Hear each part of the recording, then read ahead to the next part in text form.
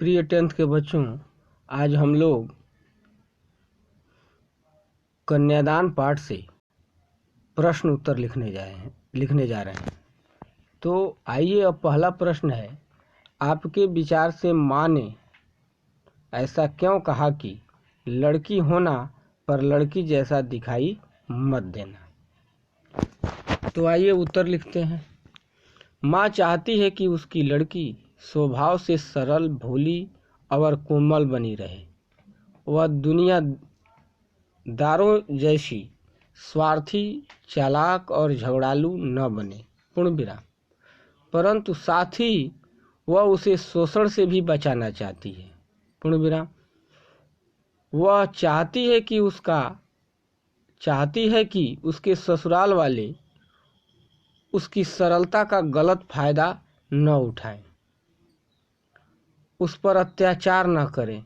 इसलिए वह कहती है कि उसकी लड़की तो बने, किंतु लड़की जैसा दिखाई न दे। प्रश्न नंबर 2 है, एक इन्वर्टेड कॉमा में इसको लिखो।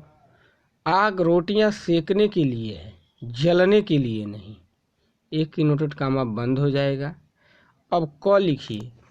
इन पंक्तियों में समाज में स्त्री की किस स्थिति की ओर संकेत किया गया है?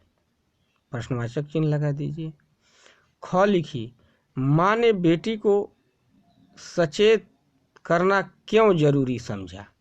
प्रश्नवाचक चिन्ह लगाइए।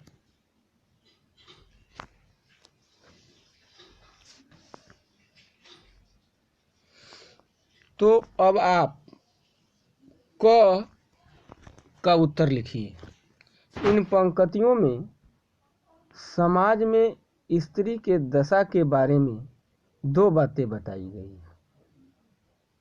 पहला है, ससुराल में घर गृहस्थी का काम संभालती है, घर भर के लिए रोटियां पकाती हैं।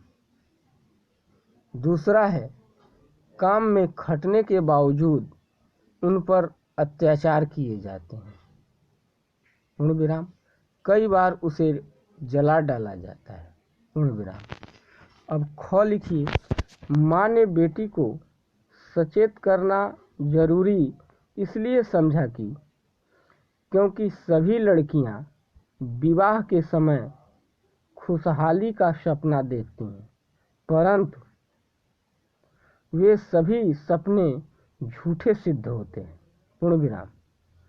वास्तव में बहुओं को प्यार के नाम पर घर गृहस्थी के कठोर बंधनों में बांधा जाता है, पूर्ण विराम।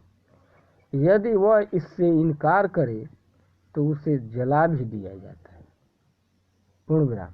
परंतु विवाह के समय भोली कन्या को इस दुर्दशा का एहसास नहीं होता, पूर्ण विराम।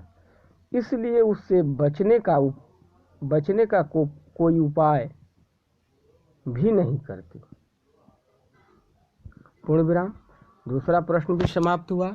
आज बस इतना ही, आगे आपको कल